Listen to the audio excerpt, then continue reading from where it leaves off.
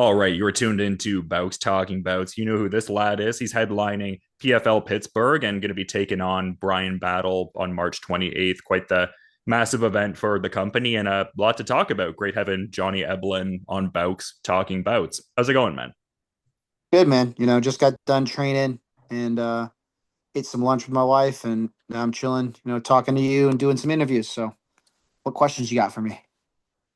I guess I'm just wondering your thought on the general lay of the land. Like it would seem like this one is a bit of a title eliminator for sure. I guess that Impa Kasanganay Dalton Rasta fight also has someone talking in that kind of sense too. Like maybe that could, position the next title challenger. Like I guess why would you be that next person to challenge? Like what kind of performance are you looking to generate here to like emphatically lock in that spot?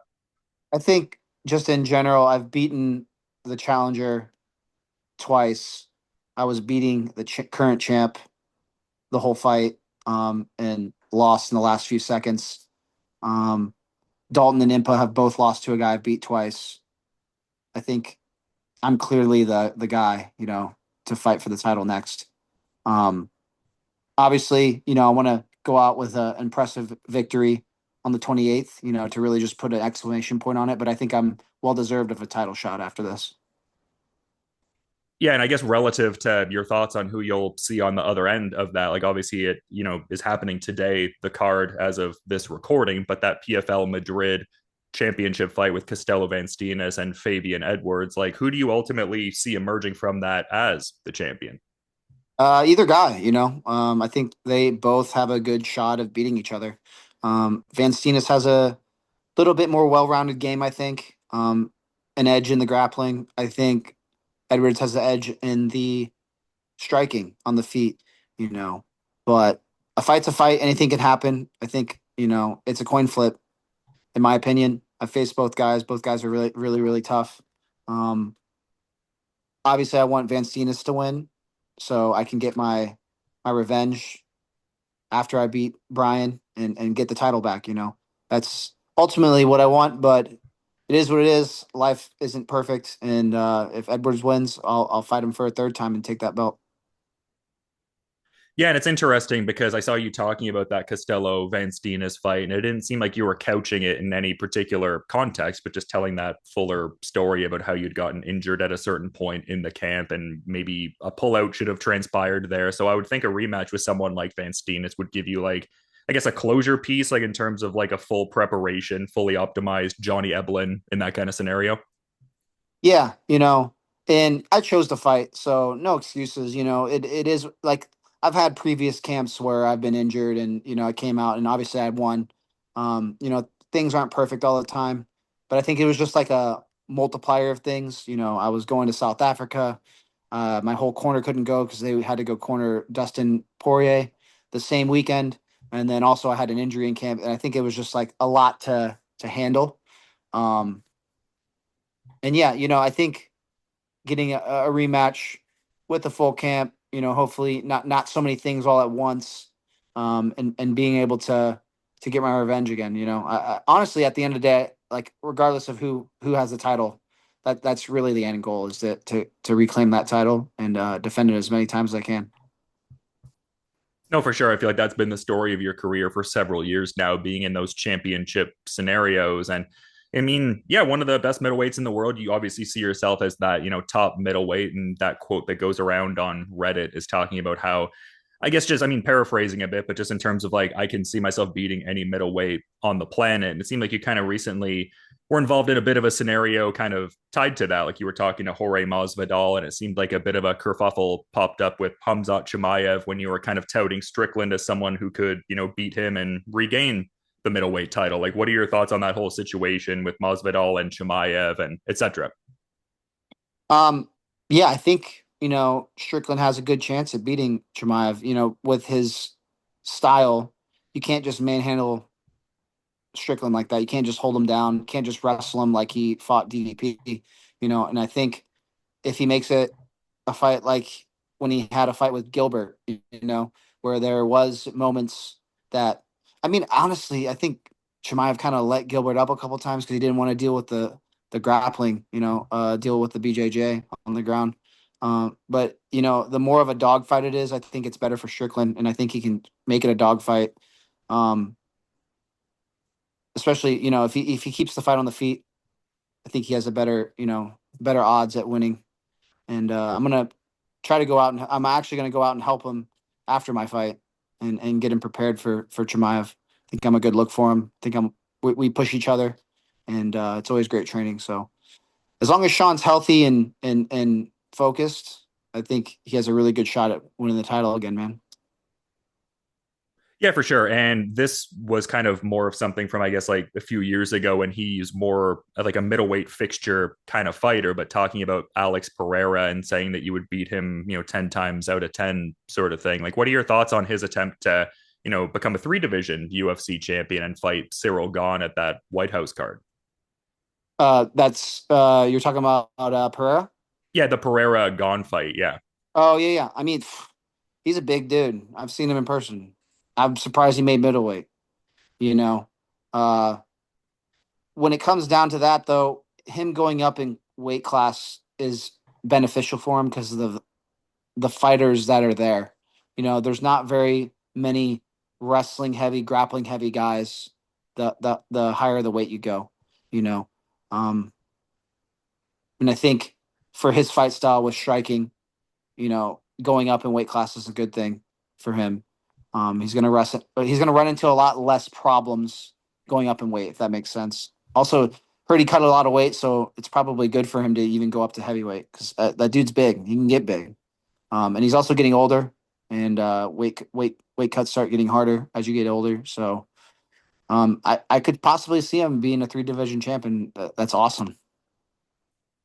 Yeah, no, good to see people strive and aspire to these things. And you're talking about people with more striking centric styles. And obviously you have the striking piece, but I think a lot of people tout your, grappling game and the pressure within that. I guess I'm curious, this is maybe a bit of a random question, but would you be intrigued to potentially do like a real American freestyle contest if that was extended to you at any point? It was actually. It just never came to fruition. I was supposed to wrestle Kyle Dake. He's a good buddy of mine.